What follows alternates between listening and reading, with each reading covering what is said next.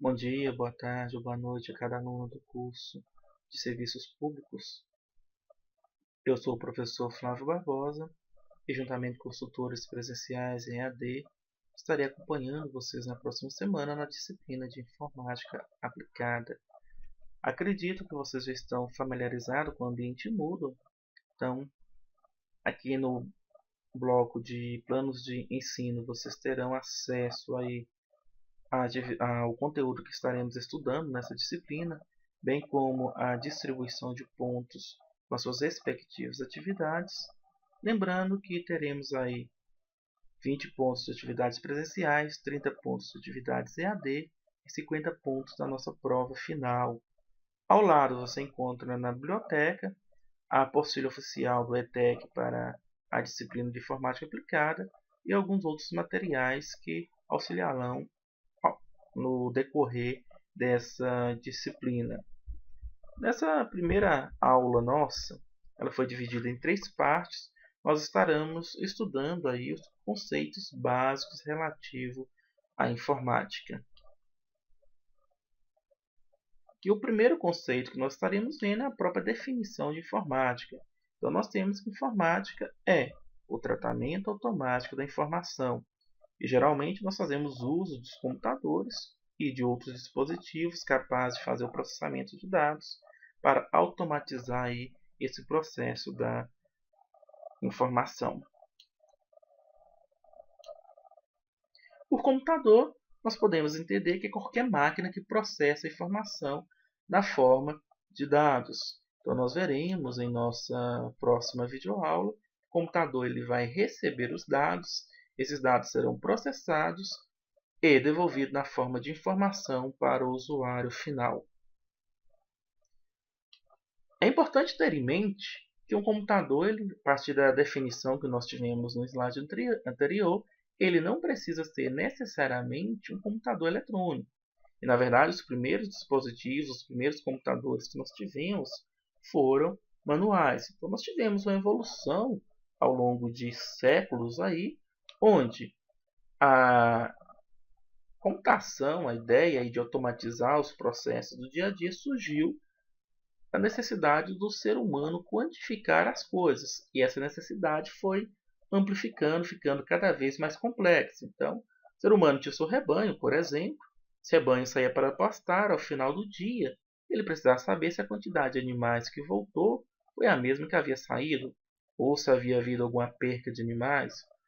Algum dos seus animais procriava e ele precisava saber a quantidade de animais que aumentou no seu rebanho.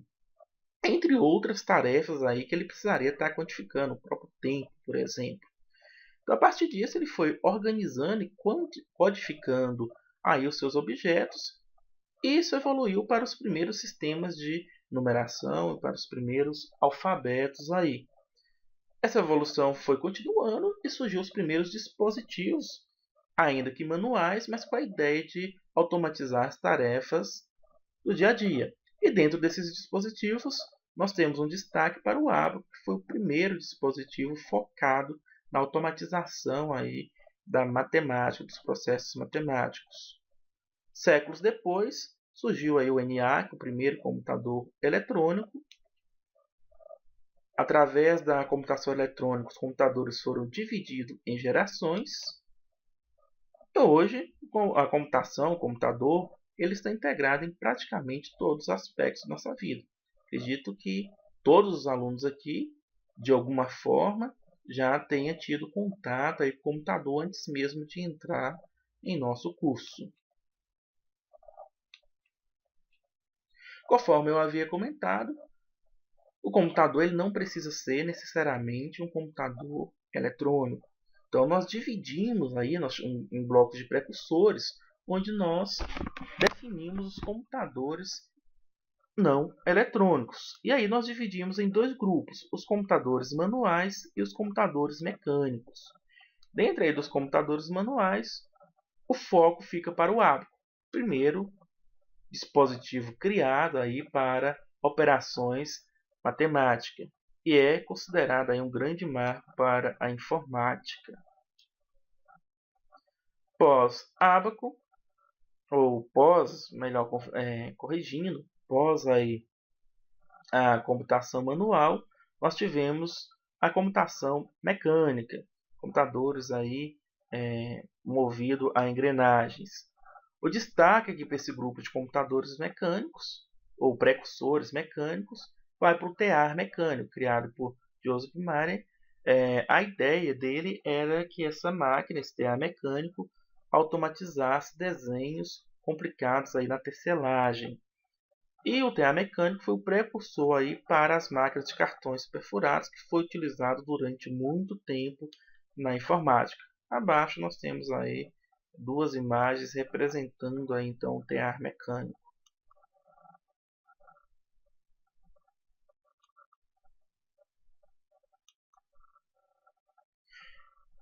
Conforme já havia comentado, com o surgimento dos computadores eletrônicos, eles passaram a ser divididos aí em gerações. Antes dos computadores eletrônicos, nós tínhamos a geração 0, o NA, que marca a primeira geração dos computadores, e ao longo aí de quase 70 décadas, nós tivemos aí 5 gerações de computadores, que nós vamos conferir agora. A primeira geração, entre aproximadamente de 1940 a 1950, segunda geração de 1951 a 1958, terceira geração de 1959 a 1964, quarta geração de 1965 a 1970, quinta geração a partir de 1971 até os dias atuais.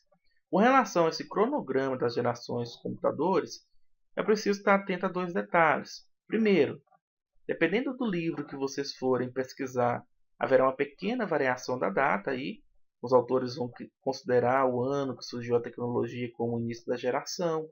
Outros vão considerar aí a aplicação da tecnologia em si como o começo da geração. Então vai haver uma pequena diferença de datas. Outra questão, hoje já se comenta aí uma sexta geração. Durante as pesquisas, os estudos, vocês vão ver que o que marca a quinta geração é a chamada inteligência artificial. Hoje, através da computação conectada, a computação das coisas, já se fala em uma sexta geração de computadores. Por hoje, nessa primeira videoaula, é só. Então, nós vimos aí, revisando o conceito do que é informática, o tratamento automático da informação.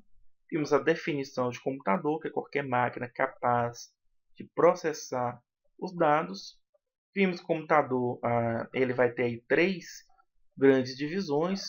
Primeiro, o precursor, e dentro do precursor nós vamos ter os computadores, os precursores manuais. Pós-precursores manuais nós vamos ter os precursores mecânicos.